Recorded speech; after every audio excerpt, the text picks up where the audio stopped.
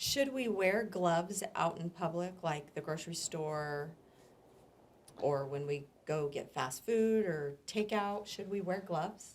It's a great question. So in the hospital setting, our clinicians wear gloves all the time, and they're doing that to protect themselves when they're touching fluids, blood and urine and things like that.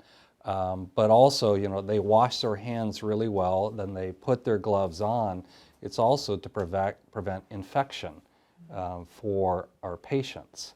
So when you think about that, when you go into the grocery store and you put gloves on and you're wheeling your basket around, maybe you didn't clean off the handle of the basket from the last person that was there that wasn't wearing gloves or coughed on that. And so there's, I don't know, maybe if you had open cuts on your hands, or I don't know if it can be transmitted. Obviously, we don't want you to touch your face, because if you have the virus on your hands, it looks for a way to get into your bloodstream through your nose, through your mouth, through your eyes. So perhaps if you have an open cut on your hand, the virus can enter your body that way. So wearing gloves could provide some protection there. But then you have to remember, the things you're touching, if you touch your face, even with those gloves, then you potentially have taken something that was contaminated and touched your face, and so that glove didn't protect you from that standpoint.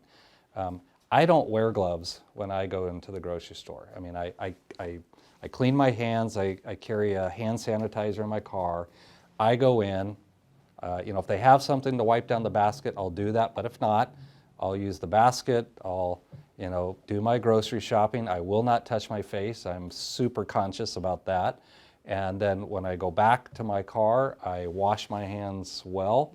I continue not to touch my face, and then I go home and I wash my hands with soap and water.